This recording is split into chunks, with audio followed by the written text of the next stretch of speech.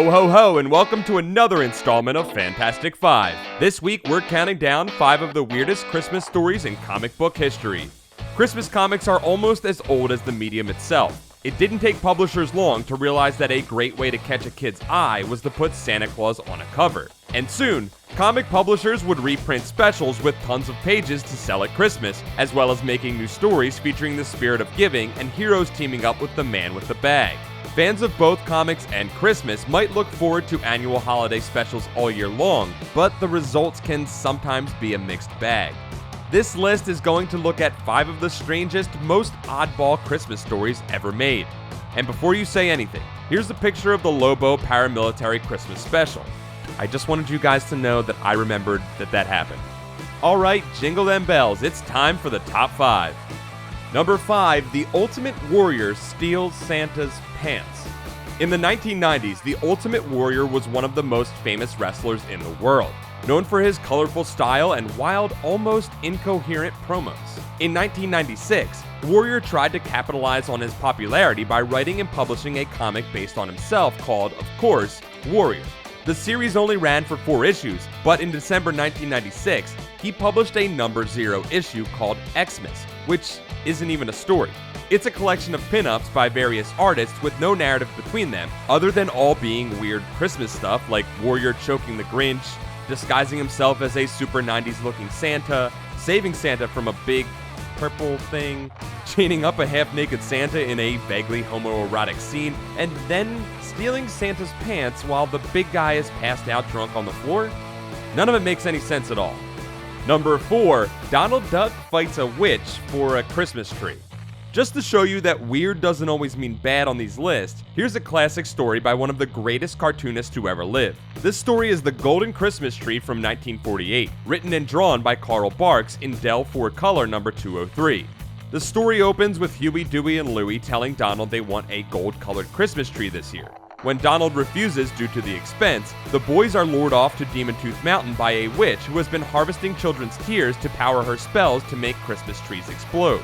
Donald tracks the witch up the mountain, and a pitched battle ensues between a shape-shifting witch and a very angry, very determined duck. I won't spoil the ending, but it definitely involves a talking tree.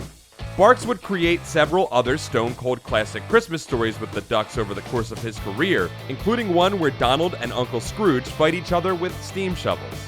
Number 3, Sandman saves Santa from seals. This story was meant to be Sandman number 7 from 1976, but the book was canceled before it could come out, and so the story wasn't published until 1982's The Best of DC number 22. Written by Michael Fleischer and drawn by Jack Kirby, the king of comics, this story featured the short-lived 70s Sandman, who was something of a fantasy superhero with a boy sidekick named Jed. In this issue, Jed seeks a contribution from a reclusive millionaire for a Christmas charity, and the old man makes Jed a wager. If he can prove that Santa exists before midnight, he will donate $1 million. Jed summons the Sandman, and the two travel to the North Pole, only to discover that old Saint Nick has been kidnapped by talking seals, who are angry about getting the wrong presents last Christmas. Can Jed and Sandman help Santa break free in time to deliver the presents and get the $1 million for charity, even when it turns out the seals aren't the real threat? Yes, of course they can. Number 2, Aquaman witnesses the birth of Christ.